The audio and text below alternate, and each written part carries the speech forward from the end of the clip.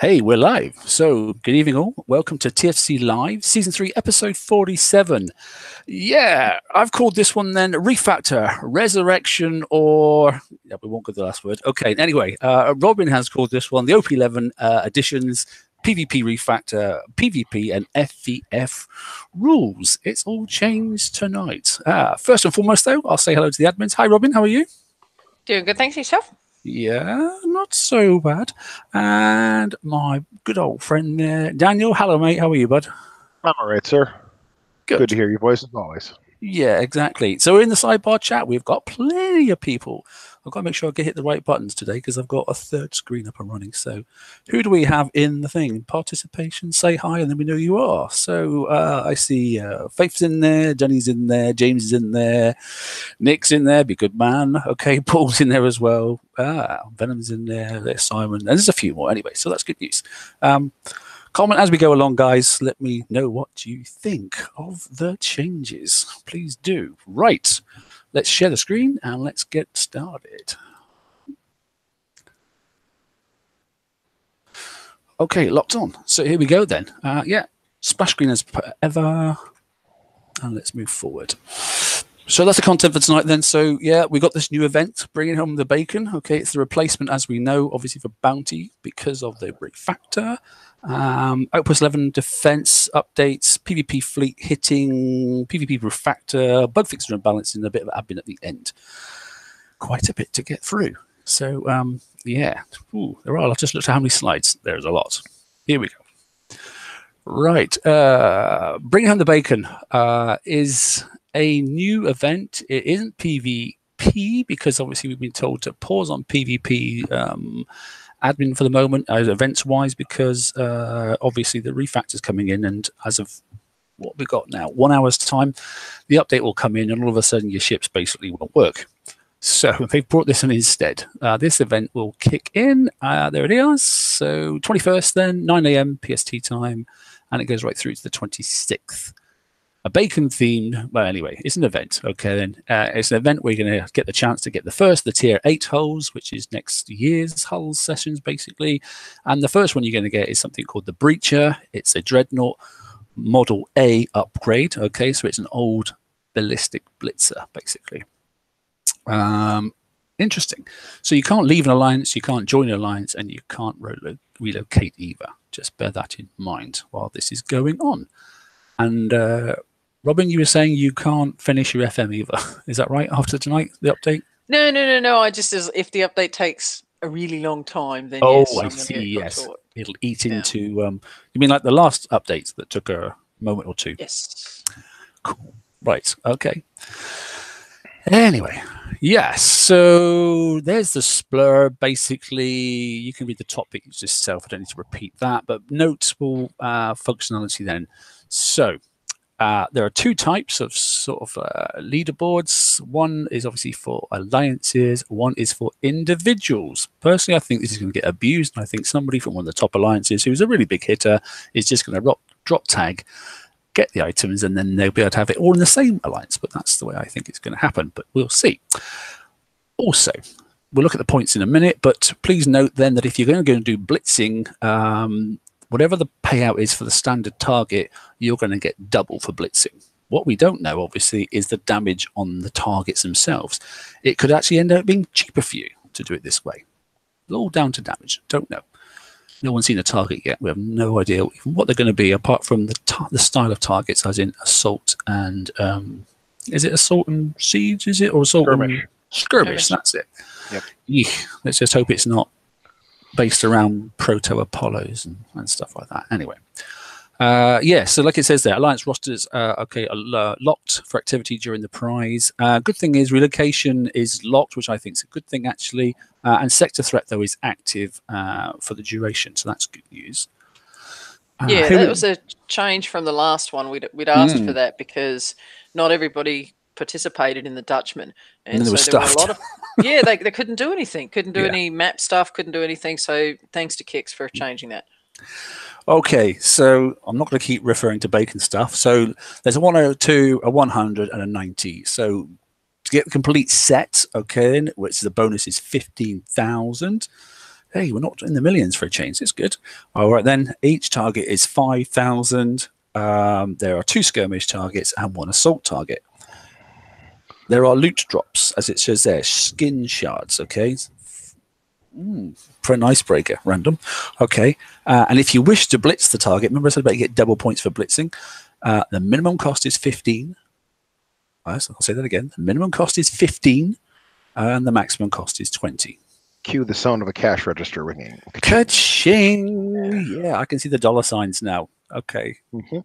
Yeah, right. I can also see the abuse of this is going to be used as well. So if you've got a crazy man and you want to go and coin millions of points, all you got to do is keep an eye on the leaderboard and then just go and hit a target and just go blitz, blitz, blitz, blitz, blitz, and then you're still winning. So it's not exactly going to be a skill event, is it? But ultimately, it makes money, and that's what the company wants. However, okay, so yeah, 2 skirmish, 1 assault, 15K, okay, and 15K set bonus, 30K. That's an important number to remember. Okay, what's next then? Right, and here we go, down into the next tiers then. It's a very big drop, okay. So you've got a level 18, level 70, 1 of each, skirmish and assault. And if you wish to blitz this, I think it's very expensive, but you may want to. And you also get a 1.3K bonus for this. Do you think that's a huge drop between that, which is basically 30, to that, which is basically what? Yep. It's not good.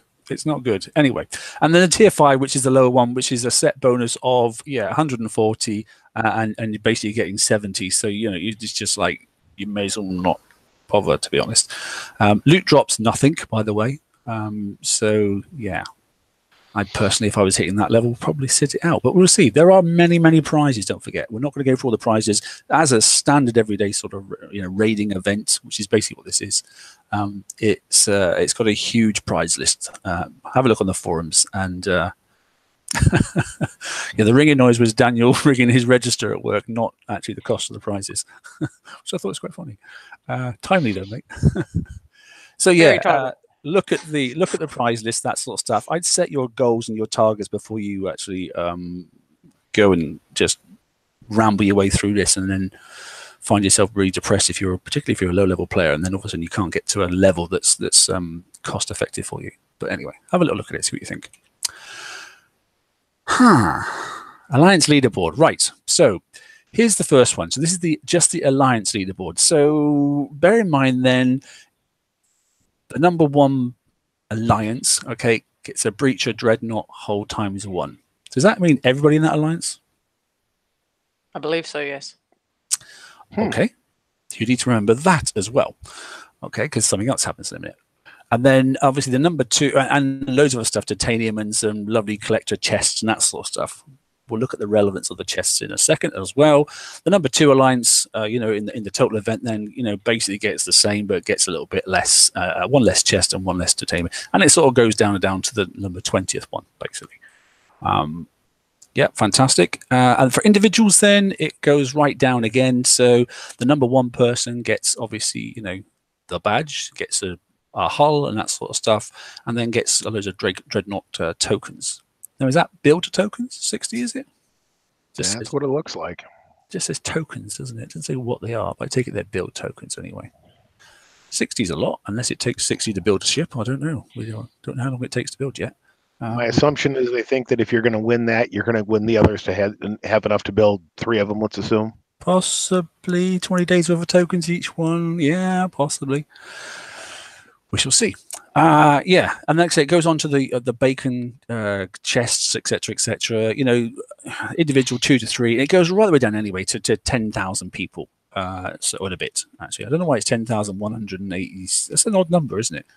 That's very odd. Why is it 10,186? Because 187 was 1 too many. It's probably a percentage of something. I hope it's not the total number of people playing anymore. Anyway, I don't know. I don't know. But anyway, that's what you can get if you're down at position 10,186. If you're any more than that, then clearly you're not going to get anything at all. So don't start late. Yeah. So what's in the bacon chest? So remember I said, go back 2 slides ago when you said, yes, you can win the hull if you're the #1 in the alliance or you're the #1 in the individual list. And then you get loads of chests. So the bacon chests, basically, they contain tier 4 and below hull blueprints for players wanting to make their collection complete. It will not drop a blueprint you've already got, because obviously you can't duplicate the blueprint. Okay. And if you've got everything at all, it will just pay out a small resource. Gee. And a badge. Those that have all the tier 4 blueprints and below, aka the contents of the chest, will be granted a collector's badge approximately 1 week after the activity ends. Which is interesting, isn't it? Mm-hmm. So basically, if you're a blueprint collector, which I was, okay, then, and you've got already the holes, then basically you're racing ahead to get everything to win a single hole, spend a goddamn fortune, and actually only need 60k in points to get the holes anyway. But some people like that because they want the badge. So it's no harm, I suppose. It's not doing them any harm. No, if you're one of those heroes that wants to get the billion points and that sort of stuff, or whatever it is, then crack on. But I really don't see the benefit personally. I really thought they should include a frying pan with it. I mean, you're bringing home the bacon, you got to fry it up in the pan, don't you? That should be a badge for the base. Yeah. Yeah. Fry pan with some bacon in it, you know. Have I got it wrong? Does that sound right to me? You know, so they win a hull, fantastic. So that saves them 20k. All right, because that's basically the price of it. And they build some. They win to build tokens. That's fantastic. Yeah, they do. I mean, that's fair dues. They win a stack of build tokens. But then you must look at that and go, well, how much do those build tokens cost me in relation to, you know, I suppose it depends on how many people play. But yeah, we won't know until the event's sort of like concluded, I suppose. But be interesting. You need to keep an eye on and don't get too carried away, maybe. I'm not so sure that it might not end up cost effective. But anyway, 48 coins per day, and then work that out for 60 days worth if it is a full build token, and then you do your own math. But it's down to the individual to see if he thinks or she thinks it's worthwhile. And here it is. It's the Breacher Dreadnought. So, notes from the designers. The Breacher Dreadnought gains an increase in offensive, okay, so attacking capability when stationary. So what they basically want you to do is to drive this blitzer in, park it up, and then let it smash away at things while you do other stuff with other ships. That's basically it. I take it can probably go in defense as well. But yeah. It also has a built-in countermeasure, which is interesting as well. That would mesh with their statement of Tier 8 hulls will have a new and different kind of mechanic to them. More so than just power. Yes. So this one has got a interesting. So the countermeasure works on things at distance, but then stops working when it gets in close. Is what basically I was reading.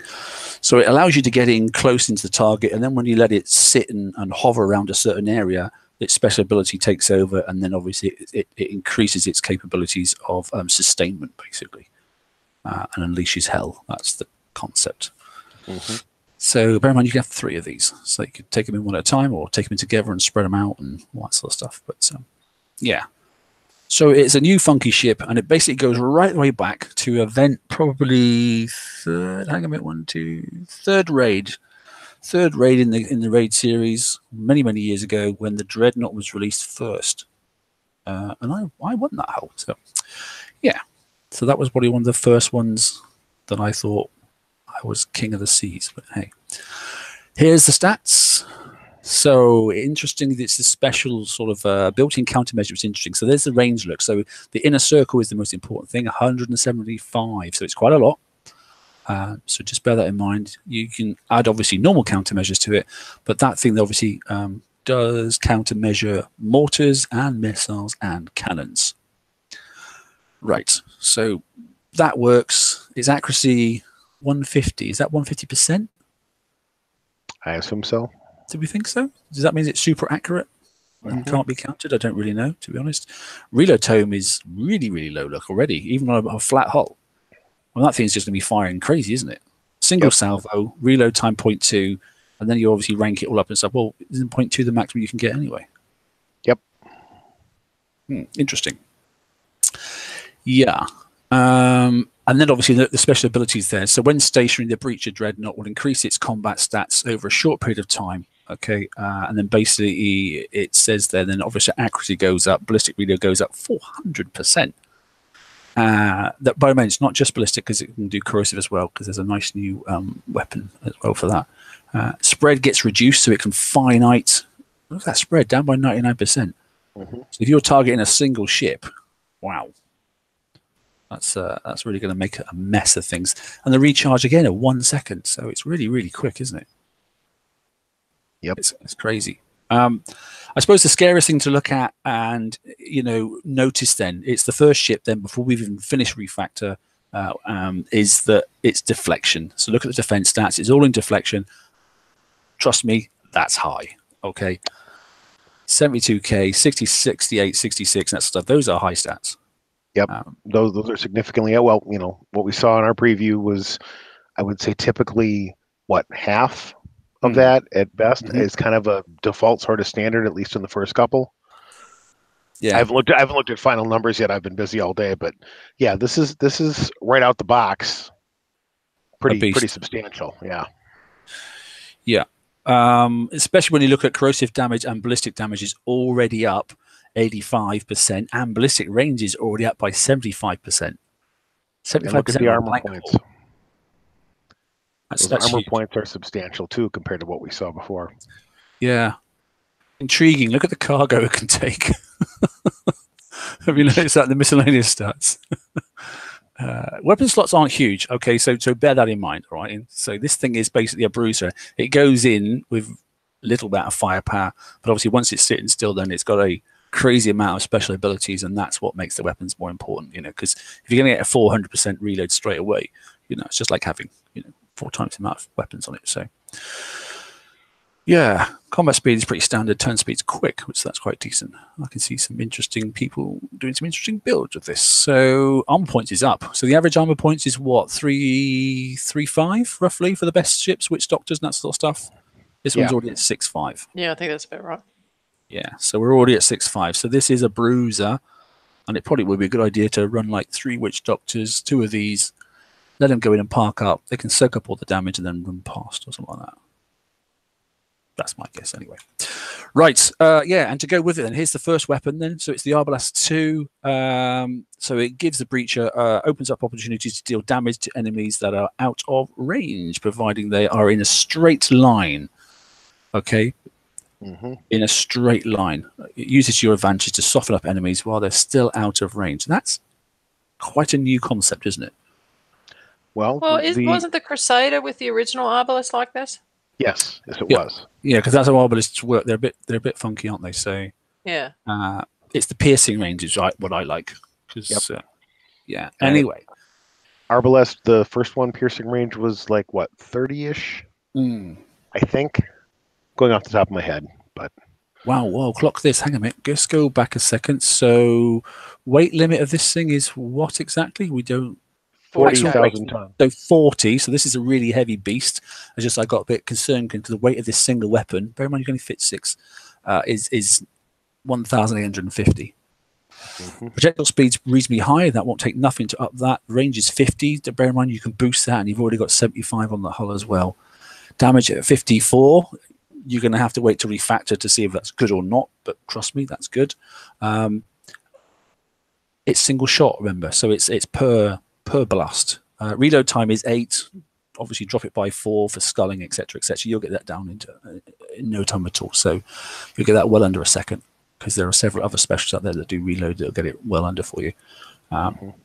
Yeah, building and wall damage. We'll look at walls and stuff in a moment, but yeah, with a piercing range as well, 75. So it'll cut through almost, pass through 3 tiles anyway. So just pretty nasty.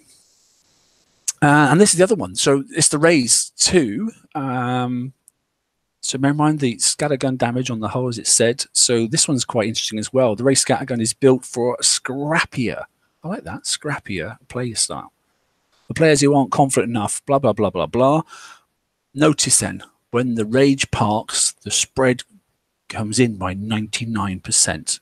So whilst this thing is driving and it's outside of the range it's moving, spread is 125. Yeah, narrow firing and all that sort of stuff can bring it in, but obviously as soon as you park up, this thing is just going to go direct in and smash a ship. Damage, look, 166. And it's a multi-shot, and bear in mind you can up the multi-shot, so that's another gain as well. You know, it's going to be epic, this weapon. Yep. You know, you can almost like put one of the ships with this on it and two with the arbalist, you know, one to deal damage at the back, or two of them to do damage at the back, and this thing here to mince up the close ships, you know. Yep. But yeah, slowest reload time, but then again, not surprised with the amount of damage, is it, to be honest? Yeah, good amount of wall damage and submerged damage as well. I mean, yeah, okay. Yeah, that's a lot. Anyway, no escalation, of course. And this one here, interesting. So this is obviously an Omega weapon. So this is obviously for the OP, I take it. Looking at this, it's power consumption 16,000. Interesting that it's Scourge tech, but it's a launcher and does radioactive. 400k of damage. The typical slow reload time of 20 seconds. The range is interesting. Yeah, the range. So yet again, it's like, you know, the minimum. So once you get inside the inner piece of someone's base, then it's going to do nothing, but it can fire right out. The reason being, this thing is designed to target ships that are a long way away. So sloths, see you later. They're dead, basically, with this on there, because it'll ignore all the ships up, i.e. the person that's going to go in and tank, it'll just ignore that. It'll fire past it, and you know, unless you've got something else over there out the way, like a witch doctor sitting the outside doing nothing, then you know, your sloths are history. So unlucky. But yeah, interesting. It says there, spread your ships carefully and be careful when approaching portals. You really don't want to enter your fleet to enter and end up trapped in the radiation cloud. Yep. Intriguing about that. Anyway, so yeah, projectile speed is really, really fast, isn't it? 975. Bear in mind, if it is an Omega weapon, you can't do anything to enhance it. It is what it is, what it is. Noted. It's brand new, but it says tier 7. Okay, so maybe we've got something else coming soon. Yeah, does have the long reload time, but not as long as the original ballistic one that came out, because I think that's like, what, 45 seconds or something? Yeah, let's just hope this... So this has dropped that in half. Is it the green sort of funny cloud that you get out of the Scourge? Yeah, it'd be interesting to see what it actually does chuck out. But the artwork's kind of nice. Those that like it, stick it on it. The artwork's very good. I quite like it, I have to say. I think the artwork's quite funky. Yeah, so there we go. And I think, sorry, I'm just going to say, I think if you go back a slide, I think this is the first increase in power consumed as well, because isn't everything else maxed out at 14, and the new Omega is now, was that 16 or 18? Yeah, 16, yes. 16, yeah. Yeah. I mean, you'll have to look at the updates, guys. I mean, the slides and the notes that was put up by Chris was epic. You know, it would have done 20 slides just by that itself. But the OP power has gone up considerably, and I mean considerably, in preparation, obviously, for the new turrets and the new XYZ and that sort of stuff, you know, that's going to be coming along. So this at the moment is dropping in the ocean. It doesn't mean nothing, to be honest. It's not even going to do hardly anything to concern you. But we'll do a bit more on that sort of stuff in a second. But yeah, it is the first one with that much. Interesting idea. But I do think sloths have had their day now, to be honest. But they wanted to. So notice that's a tier 7 item, okay? But going back to obviously to the ship, it's obviously all tier 8 sort of stuff for the weapons, etc., etc. So, right.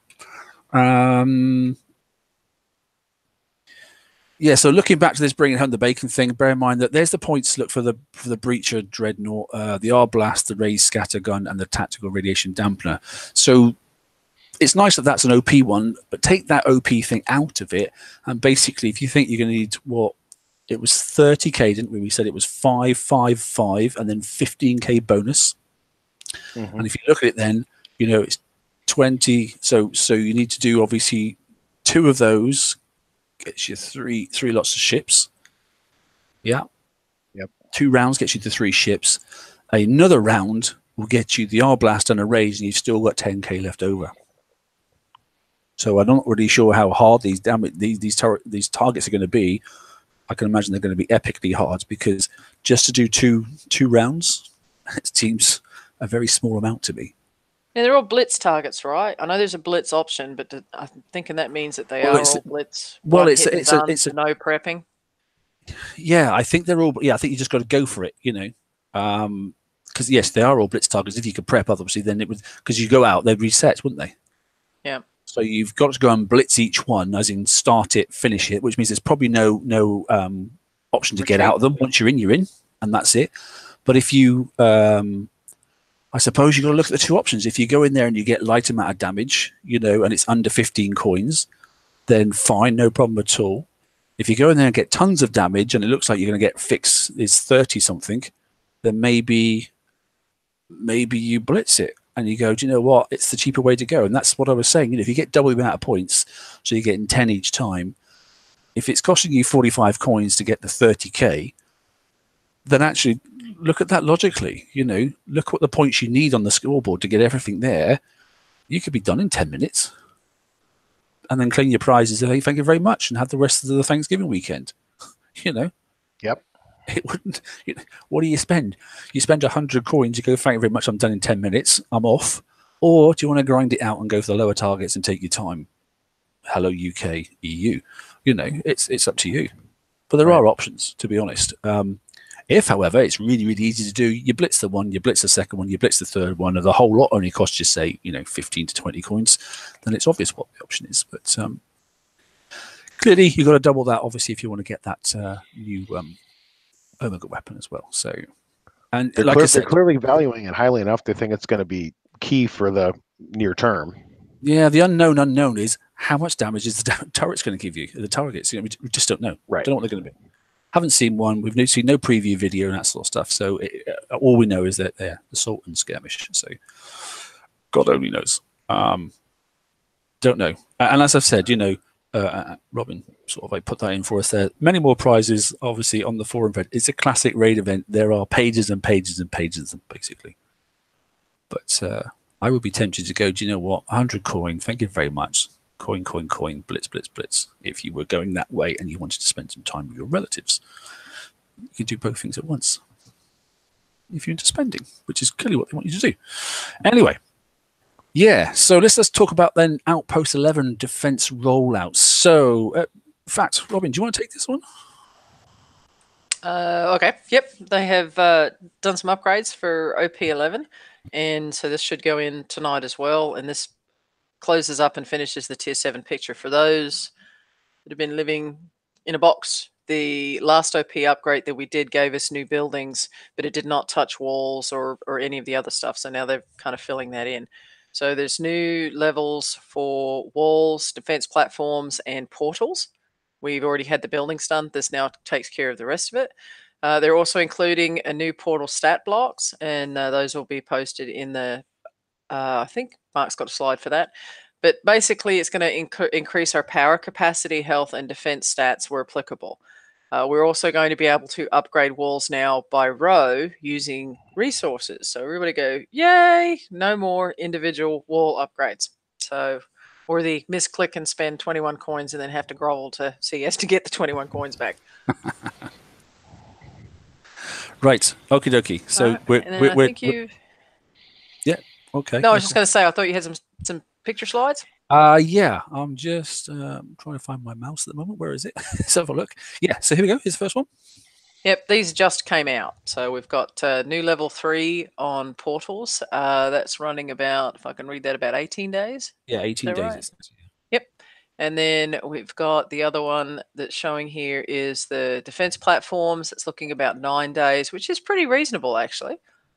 Yeah, but obviously you can't use any of the base parts. Base parts, or yeah. So unfortunately, it's the slow way or it's the highway sort of stuff. So yeah, look at the power increases. It's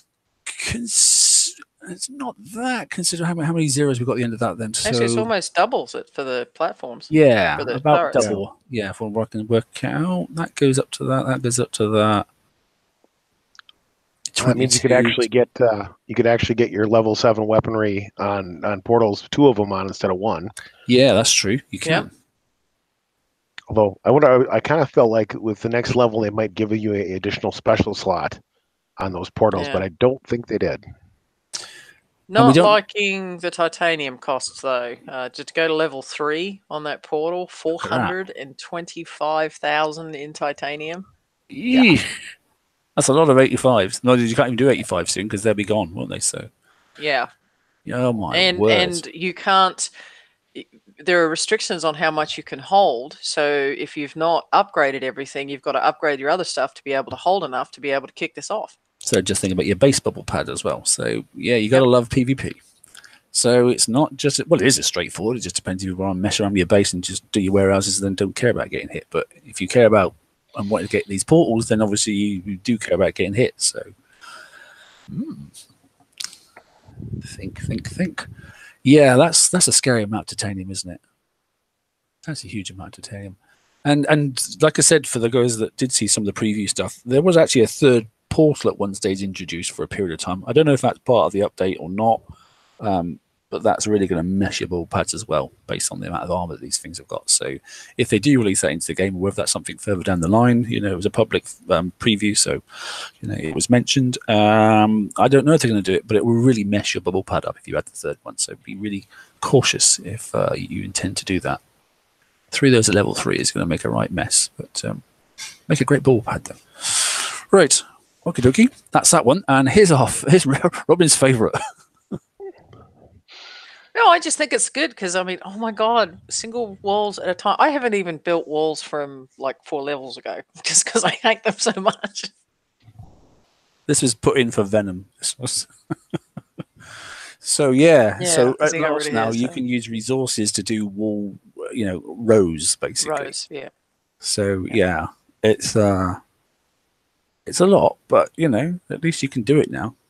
And I do like that they've kind of separated the buttons, monetary down to the bottom, because I know I've done it twice, and I know many others have done it too, where you click the button by mistake and then, like I said, had to grovel to CS. So thank you for moving that down there. But this is going to save a lot of time for folks. I mean, you still got to do the resources, but at least now it's not clicking individuals, waiting the 5 seconds for it to update, and then, you know, going on to the next one. So look at the armor points increase for each one, going from 73 up to 90. And then the deflections, remember, it's all deflections now. So ballistic deflection and explosive deflection. So that's before you even, you know, that's quite a lot. 48,000 before it even, you know. So just thinking about when you're building your ships and how much armor you've got to put on it, sorry, how much power you've got to have in these weapon systems. Just get through that wall. That's, you know, I know sometimes, you know, you've got built-in numbers and that sort of stuff, but 48 is an awful lot. So that's not, you know, that's another quite large upgrade. Yep, 20% increase. Yeah, it's a lot. And however, is that 400? What's the Xinthium amount on that? Horrendous. 431. Yeah, but I think that's for 21 though, not for Yeah, it is. That's for 21. That's 400. Yeah, because the other one for a single one, look, is 23 million. Just like that, 24 million basically. In fact, yeah, because it's just shy of it. So now, and if you think about this too, we've got consolidated sectors, and we've got a lot more people now, and a lot more folks hitting targets, and so it's going to be a lot of time spent on, you know, getting all the resources for the rest of the stuff. Yep. Crazy. But yeah, anyway, go and steal everybody else's resources. Yes. Daniel, did you read this? Did you? I saw it in the preview of our show here, but that was the first chance I had to spend on it. Yeah, so this is interesting. So remember, I mean, I don't know. This is something that's been asked for by the PvP community. Basically, well, I suppose a bit by the PvE community and a bit by people that do both. So basically, the long short was people that were out there doing their everyday chores, whether that be the FM or something else, they were out there, you know, doing their mundane, repeated over and over and over again, you know, FM targets and that sort of stuff with their dragons, and all of a sudden someone would come along with a PvP fleet of set of, you know, gluts of some description, and then just rip them a new 21 sort of like coin fix or that sort of stuff, or even worse sometimes, especially if you use things like the KDs and that sort of stuff, which was like 2 days and that sort of thing. So basically they've stopped that now. If you have a Conqueror ship of anywhere inside the fleet of 5, though, then it won't work. But if you've got purely 5 or less, but at least 1 and up to 5, obviously PvE only ships, then a Conqueror fleet or shingle hull, in fact, cannot attack that fleet. That's it in a nutshell. All Conqueror fleets will have a flag. Yeah. So now it's going to be done by Fang Tubes instead, but yeah. But that's the start. Anyway, so Conqueror hulls out on the water. It'll signify it's a Conqueror hull. So it's going to have a little orange flag above it. I believe that's what it is. However, if you put a PvE ship on your guard, it's still going to be able to be attacked. So you can't put that outside the base and go, by the way, you can't attack my base. That isn't going to work. So that can be attacked. As soon as you take it off the base, obviously it can't be attacked. But, base hitting rules that don't change. Attackable PvP fleets will display, like, there you go, a Conqueror crown. I think it's an orange one. I think it is. Yep. What are your thoughts? Good or bad? Come on. Sidebar chat. You were just talking about fangs. My understanding was that if it's got the little crown on top of it, that no fleet can attack it. Well, attacking the other way around is not so bad. So we've put a restriction in place to prevent PvE fleet sniping. So that's PvP, generally gluts, hitting PvE because they just can't defend against it. Fleets I understand. I'm just siege or generous hulls cannot be attacked on the world map. It doesn't say the other way around though. Well, but where I'm going though is that because someone was talking about using fangs to hit the hulls. I don't think fangs can even hit them. I think they can. I don't, because that's FVF, isn't it? I don't think that's been stopped. Okay. I don't know, and I'm sure people will tell us. It's not very clear. It just says it stops any Conqueror hulls attacking PvE ships. Well, actually, it doesn't mention that in the exact wording. You're right about that, Robin.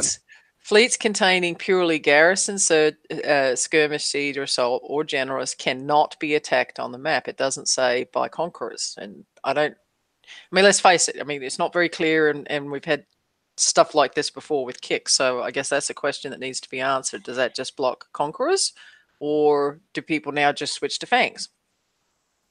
I think it'll be the latter, because everything's always introduced in stages, personally. But you've got more chance of killing off fangs, I have to say. Right. But it's annoying that, because, I mean, even dragons can kill off fangs quite quickly. You just got to chase the damn things down. I've won several battles against fangs with dragons, doing me FM, but just got to split them up and box them in. But yeah. Interesting. Yes. Anyway, ultimately, that's all the information there is. Actually, I'm sorry. Just late minute from chat. K-Bro said fangs can't hit PvE, and it was a Templar clarified in the forum post. Okay. Cool. Okay. So that means there's no more FVF basically for submarines. Basically. Yep. So FVF for subs has been taken out of the game. Is that what we're saying? Well, you can use subs to hit Conqueror fleets, but not going to get very far. Subs has been taken out of the game. Yeah. It is what it is. Take that as you see. Some people like playing FVF, and some people think the only thing you can do to get back at one of those monstrous great big bases that come and just eats up all your res and smashes your base to pieces is fight them back with a little bit of FVF. Like it or loathe it, it's now not possible. Moving on. Yes. So the refactor. Okay, I saw this on the line. I just thought it was a funny picture. So this sort of summarizes, I think, the last 6 years. It just made me smile. Yeah, we are where we are. It's refactor thread. Okay, is on our page, that sort of stuff. So if you've got a comment about the refactor, you like it, you loathe it, you think there's a problem with it, you think that something isn't working right, it's glitched in this area, please find this little logo then, and then put it obviously down underneath, and then we can grab them all in one area. And I'm sure then key items, then Robin will probably pass up. Yes. So here we go. As it says there, then following the final player preview, was it 3 or 4 in total? Daniel, can't remember. Lost count. 4.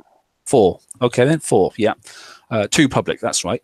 So it's ready for its initial launch in basically 20 minutes. Okay. Anyway, our new dude, Golden Dougal. What was he called, Robin, the other day? Oh, sorry, no, sorry. Golden Dougal. Okay, then announced. continue to take feedback on board as it goes along. La la la la la. Yeah, okay, all right. And so anyway, they're rolling it out tonight, okay, or this afternoon for those that are a few hours behind me. And basically then they'll be doing little tweaks as it goes along to make sure that it's compatible with their expectations, not yours. Okay.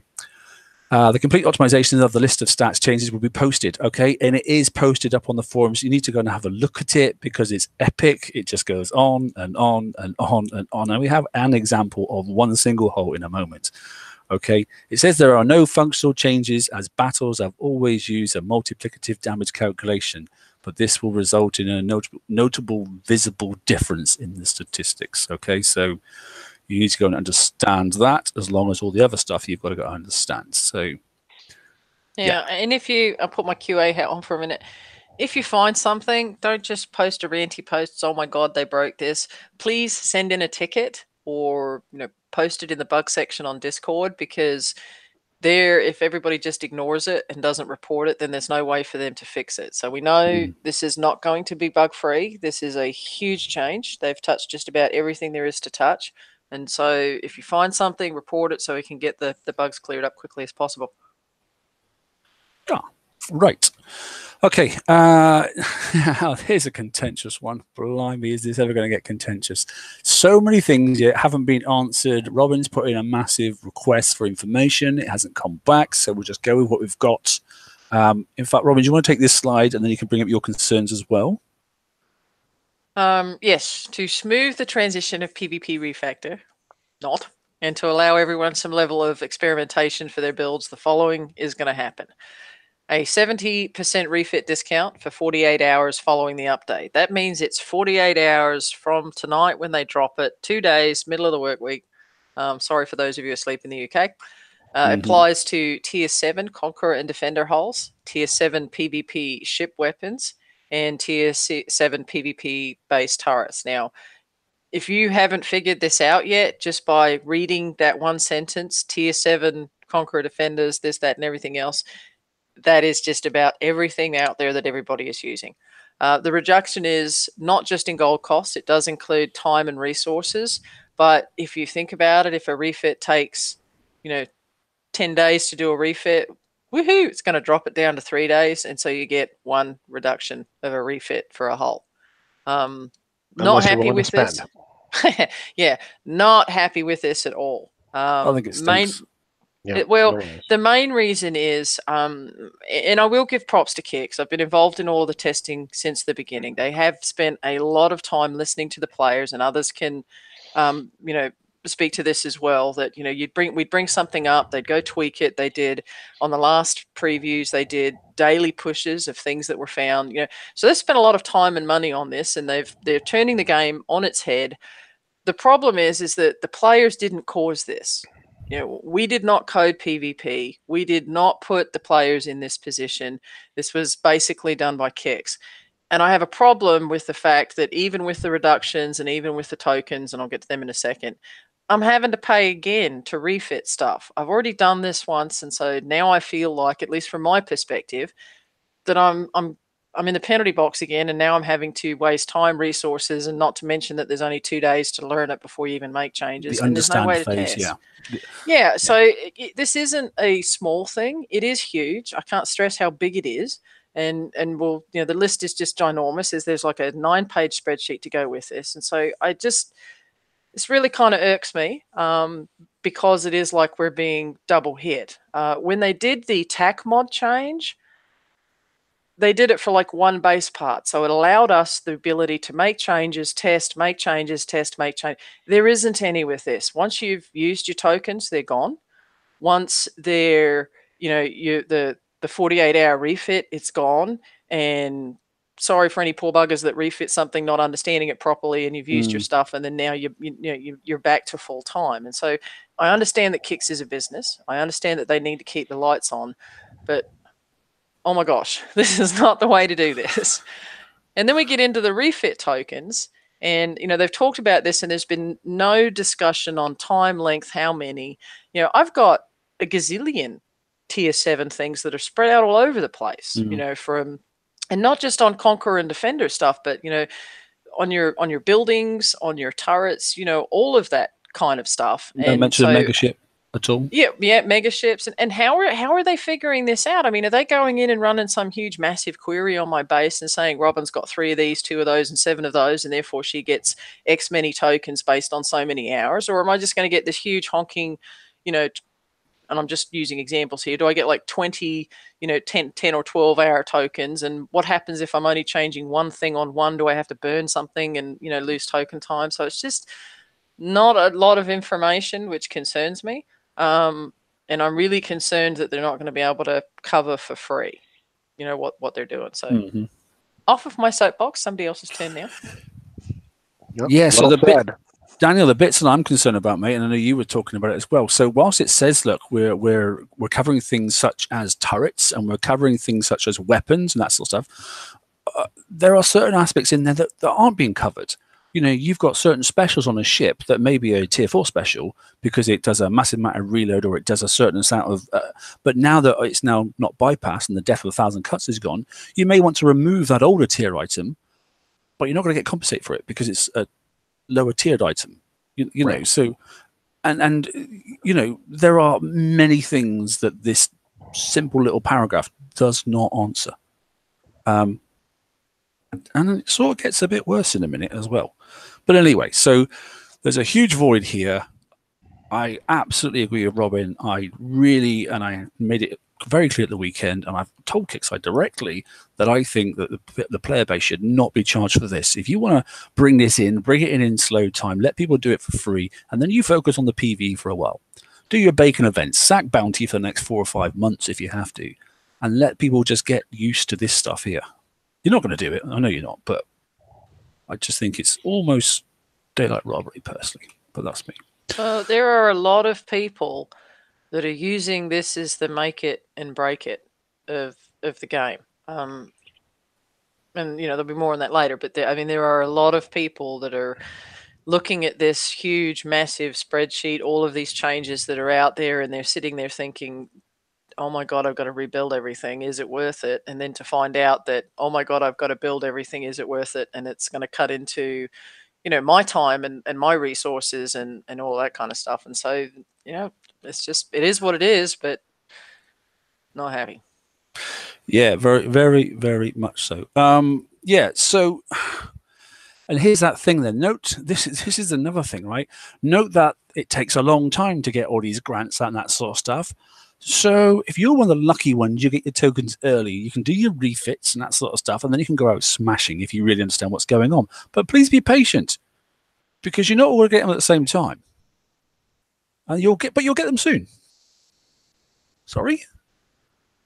Who gets them soon? Who gets them first? Who gets them last? Is it the people with the most kit first? Is it people in Alpha World, what used to be, gets them first? Is it a big alliance gets them first? Who takes priority here? Does nobody take priority? Where do they go with this? I think that's needs more discussion.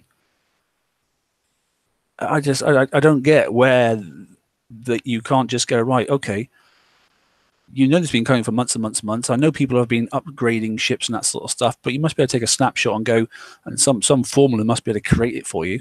You physically have to go and look at everybody's base. I don't really know. I don't get it. But if some people are going to get it straight away and some people aren't going to get it for potentially up to X number of days, enjoy being a farm for a while then, because that's what you're going to be, because all your stuff's based on bypass, and it don't mean shit anymore. So that's a bit of a no-no as far as I'm concerned, but I think they'll change it. So yeah, so remember we said about understanding stats. Here's one ship, and this is a change of one ship. I'm not going to read it all. But does that wall of text make sense to you? Sidebar chat, let me know what you think. Do you understand that print?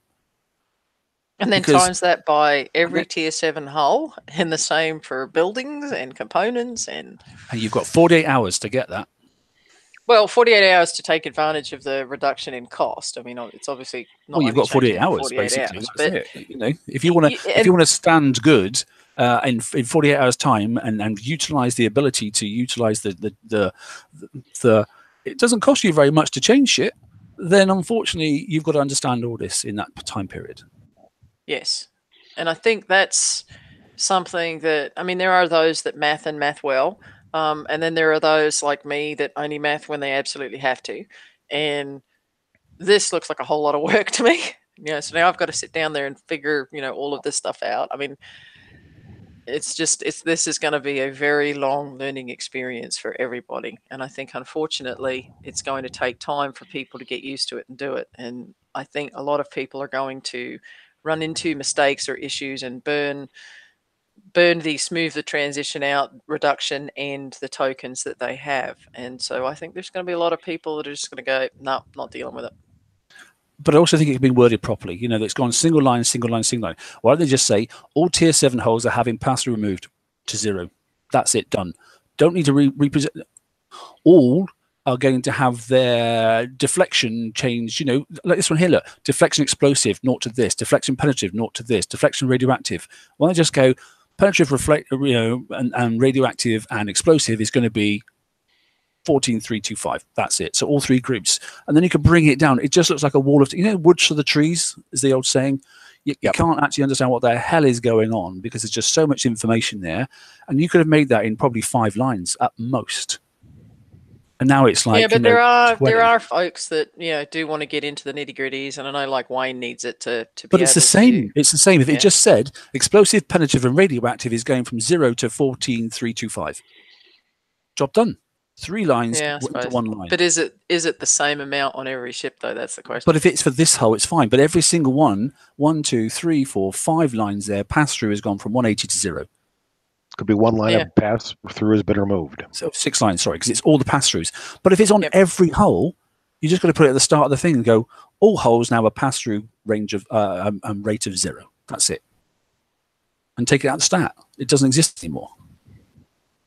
6 lines down to 1. So straight away we've taken out 9 lines worth of text on that single ship. But anyway, crazy. Not to worry. This is your stuff, isn't it, Robin? Actually, no. This is GD Scargi put this together because, and I just want to preface this with the forums are limited to how you can post data, and anybody that's tried to copy a raid prize list or something like that knows and feels the pain of trying to paste that into Excel and making it actually make sense. So GD Scargi actually put together a spreadsheet that shows all of the changes on multiple tabs.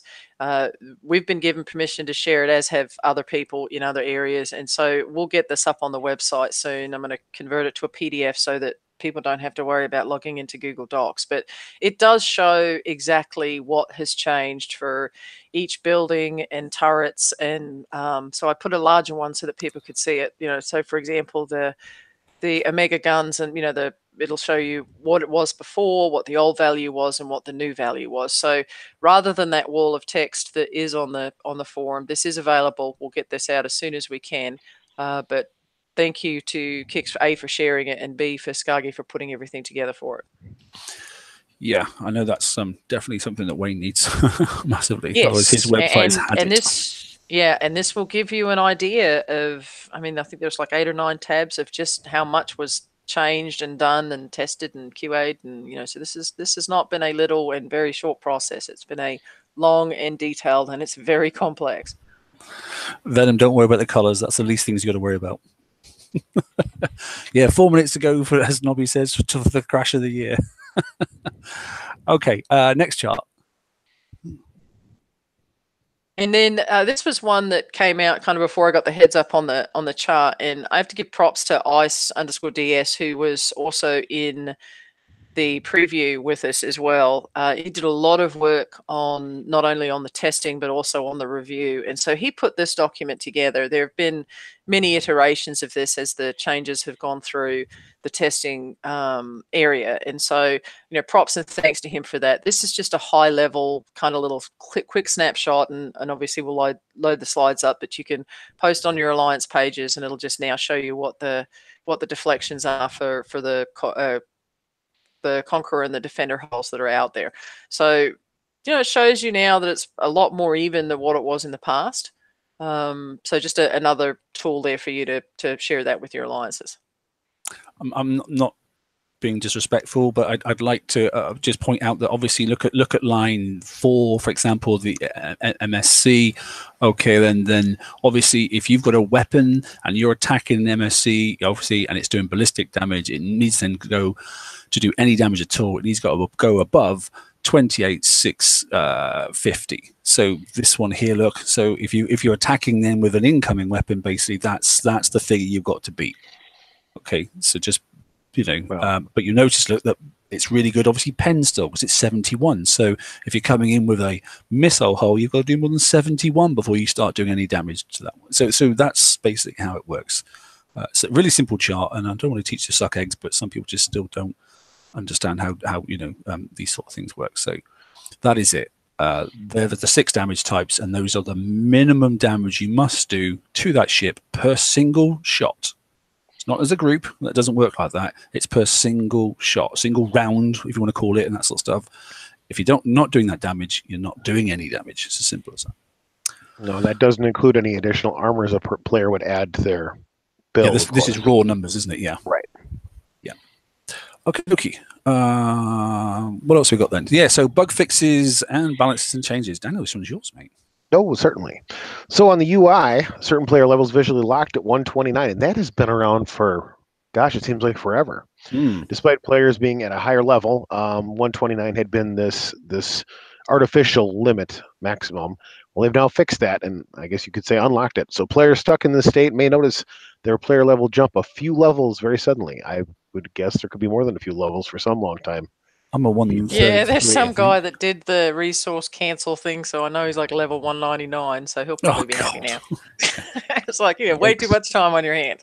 Yeah, I think I'm 133 or something like that. And I'm, I think mine's 700k is my ID, something like that. I can't remember what it is anyway, but it's below a million. But yeah, and I just play normally, so. Right. On buildings, some players are experiencing duplication of buildings in their base. Anybody aware of that? I certainly was not aware of that. I had like double OPs. You wonder. Double, hard to say. But they fixed that for those that had the issue. Locator wasn't showing R&D bases. Hadn't seen it myself, but apparently some had. And then my catch-all favorite of other general bug fixes and performance improvements that we will not detail on what they might have been. Cool. Right. So that's it for today. There is a lot more on the page. That's all I can say. There's a lot more in forums. Literally, there's pages and pages and pages of it. And they did warn you and said that, they're trying to put it together in the most basic way possible, but still try and deliver it on time. Okay. There is probably a lot more explanation needed. As we've sort of hinted, some key areas we wanted explaining more because they just sort of like don't hit the nail on the head. But from the general understand, basically, as Robin has said, and we have sort of agreed over the last couple of weeks, basically, is it's basically a reset. You're being reset in PvP. The game is completely flipping 180. We've gone down an avenue for 24 months, basically, and now they're going back again. And no matter how many tokens they give you, it's not free. It's going to cost you because they're a for-profit company. Then it's not a charity, and they've got to pay their wages. It's up to you what you do about that. It's your game. I can't tell you. Robin can't tell you. Daniel can't tell you. Nobody else can tell you. No one in your alliance can tell you. You are the individual that either puts money into this game for entertainment value, or you don't. Is that about it, Robin? Would you agree, roughly? Yep. Right. Daniel, anything you want to add on things so far? No, I think we're covering it pretty solidly for what we got. Okie dokie. Like I say, look on the page, that sort of stuff, and you'll get a bit of leadership. And Robin will obviously do normal things, and she'll go into the background and ask the questions, that sort of stuff. So don't feel as if you can't. I've put a few tabs up on the page today.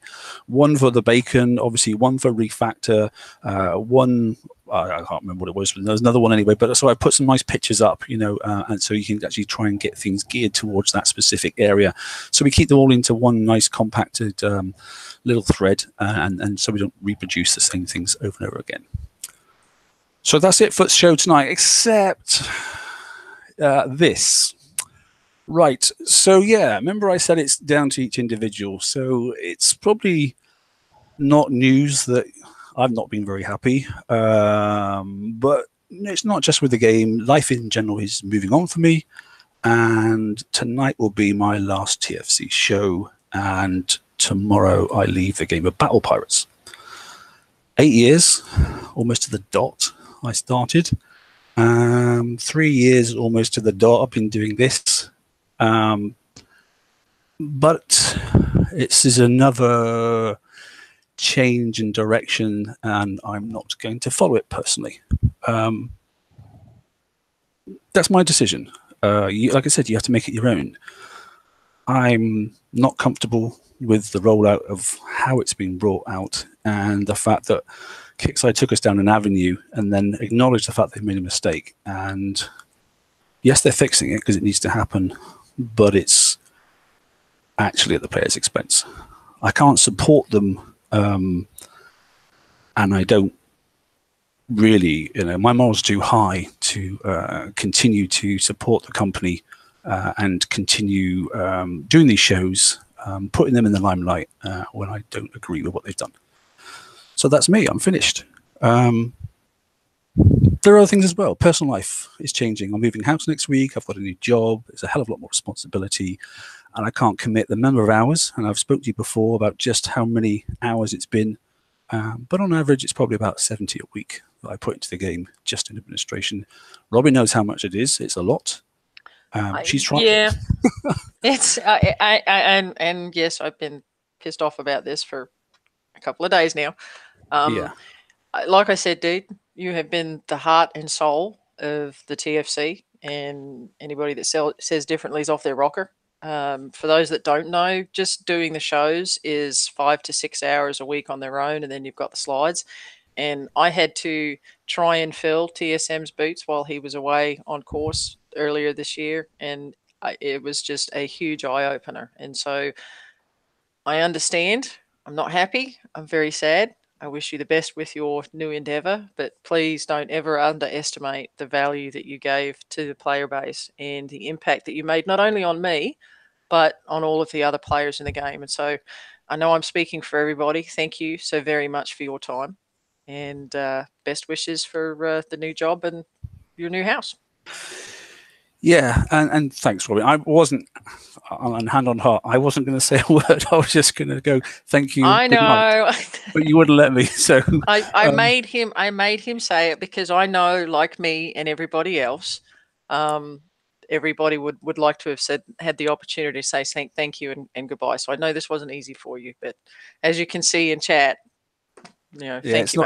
It's not me, but it's not just the way I do things. But yeah, okay. So this will be the last show tonight. Okay, Robin has already decided that she will not continue on solo. It takes a hell of a lot of research and an awful lot of time. The page though will continue. The page will go. It's going strong. It's nearly 16,000 people. So it's the bulk of the online community that looks on Facebook, and it's really, really active. I was doing some stuff today myself, thinking to myself, yeah, it's in a good state. It's good. Plenty of people answering, which is what we always wanted to do. Players answering for players. So new information, our guys will find it, or Robin's guys will find it, and it'll get put up on the page. Guys. It is now. You're the lead presenter. No. So yeah, enjoy the page and that sort of stuff.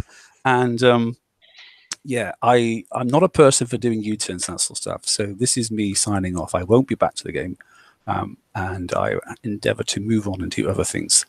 I probably will stream in the future once I've moved and give it a couple of months, that sort of stuff. I'll probably stream other stuff as well, but we'll see. And I'll invite the odd person on, just for a bit of a laugh and that sort of thing. So enjoy the refactor. Enjoy whatever's going to happen, or it just did happen, in fact. If you're playing pokies now, it's because the game's still down. And yeah, tight sales. Enjoy yourselves. And thanks all. Take care. Good night. Thanks, everybody. Thank you.